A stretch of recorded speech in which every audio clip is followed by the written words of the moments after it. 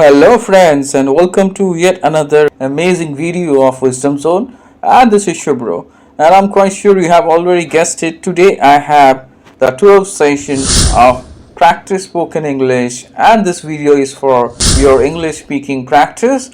And today I'm going to give you 15 useful English synonyms, and these synonyms are quite imperative for your everyday English conversation, and if you incorporate them in your writing also, you can impress anyone. So friends, watch this video carefully till the end so that you can learn all the 15 useful synonyms which I'm going to discuss today. And again, if you haven't subscribed to this channel, friends, do not forget and subscribe to Wisdom Zone and hit the bell icon to get the first notification of this type of video. So without wasting any more time, let's get started. 3, 2, 1. So friends, welcome back once again to the 12th session of practice spoken English, and this video is for English speaking practice, as you are quite aware. And as I have promised, today I'm going to give you 15 useful English synonyms, and I'm quite sure you are aware about the importance of synonyms, because if we know synonyms we can speak confidently and we won't get stuck, because you can replace words. If we don't remember one word, we can use other word which we remember. So it is quite imperative to know synonyms, and today I'm here to give you 15 useful synonyms, and these synonyms are going to be imperative for your conversation as well as writing. So without wasting any more time, let's get started with today's 15 useful English synonyms. So friends, as you see on your screen, the first synonym which I'm going to discuss today is non-professional. So as you are quite aware, non-professional is used quite frequently, but instead we can use the word amateur. Is a very important synonym of non-professional. It is also an adjective. So next time, don't say he is non-professional. You can use the word amateur. So let's see how to use this wonderful synonym. Paul is an amateur swimmer. That means he is not professional. He is non-professional. That is, he is an amateur. Up next, we are going to concentrate on the second useful synonym which you see on your screen, that is doubtful.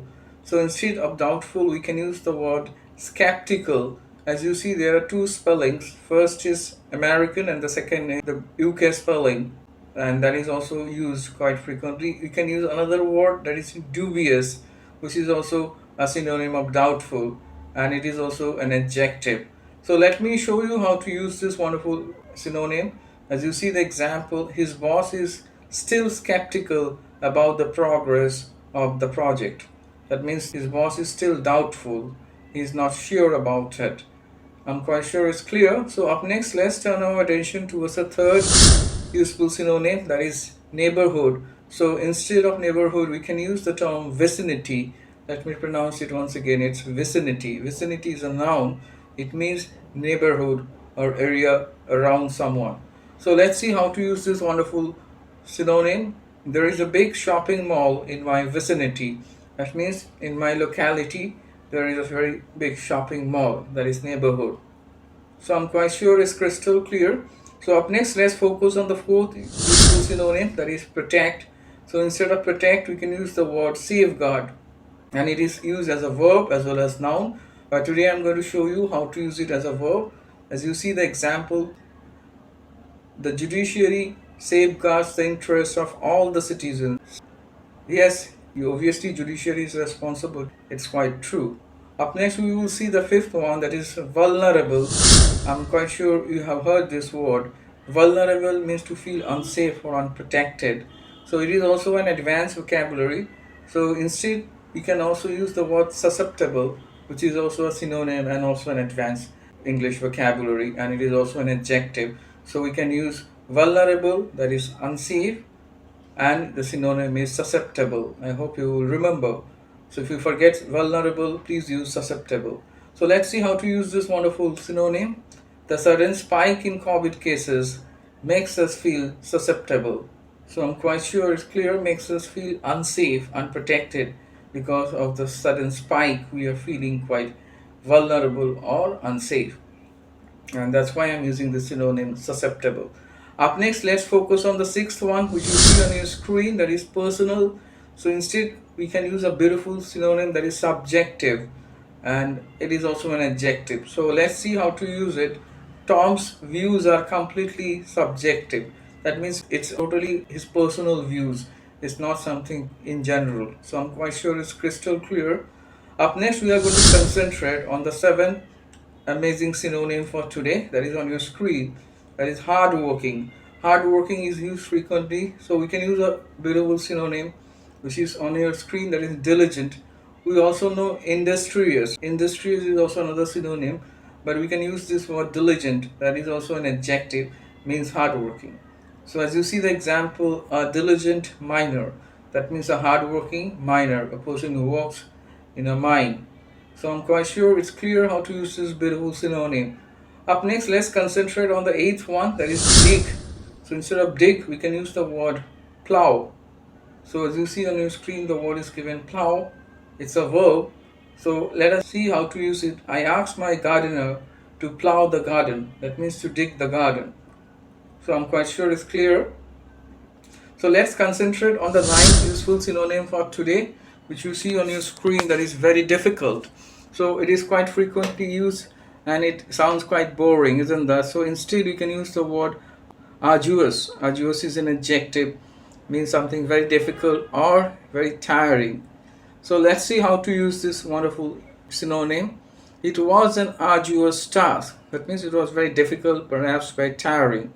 So that's why this word is used, arduous. So up next, let's concentrate on the 10th useful synonym, that is logical. So it is also commonly used. So instead we can use the word rational. It is also an adjective. So instead of logical, next time try this word rational. He gave me a rational explanation. That means he gave a complete logical explanation which was really believable. I'm quite sure it's clear. So up next, let's turn our attention towards the 11th one, that is exhausted. Exhausted means to feel very tired. So it is also a common word we use. So next time you can try the synonym worn out. Worn out is also an adjective and it is a perfect synonym of exhausted. So let's see how to use it. I am completely worn out. So like this way you can use this beautiful synonym instead of exhausted. So let's see the 12th synonym for today, that is defame.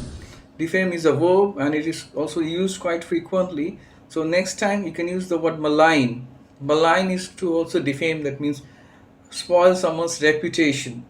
So let's see how to use it. Sam's colleague tried to malign his reputation at the workplace. That means he tried to perhaps insult him or try to say bad things about him in order to somehow malign his reputation or to make him look quite bad. So that's the way you can use this word malign instead of defame. So up next we are going to see the 13th synonym, that is peculiar. Peculiar is an adjective and we can use the synonym weird, which is also an adjective. So instead of saying peculiar, so you can use the word weird. Ben's new neighbor is quite weird. So I'm quite sure it's clear how to use this wonderful synonym weird. Instead of peculiar, you can use the word weird. Up next, we will see the 14th useful synonym for today, that is group, which is very common and it does not appeal to us. So next time you can use the word herd. Okay, it is also a noun. So when you talk about a group, especially you are talking about cattle or animals, that time we say a herd. So let's see how to use it. I saw a herd of bison. That means I saw a group of bison. Up next, I'm going to show you the last useful synonym for today, that is convince, which is on your screen. Instead, we can use the word persuade, which is also a verb. So let's see how to use this wonderful synonym. Tom persuaded me to go for the movie. That means he convinced me and made me go to the movie. So I'm quite sure it's clear. So today again I have discussed 15 amazing synonyms and all these words can be used, and try to remember them so that you don't get stuck while speaking. If you forget one word, you can use the other synonym. That's the beauty of synonyms.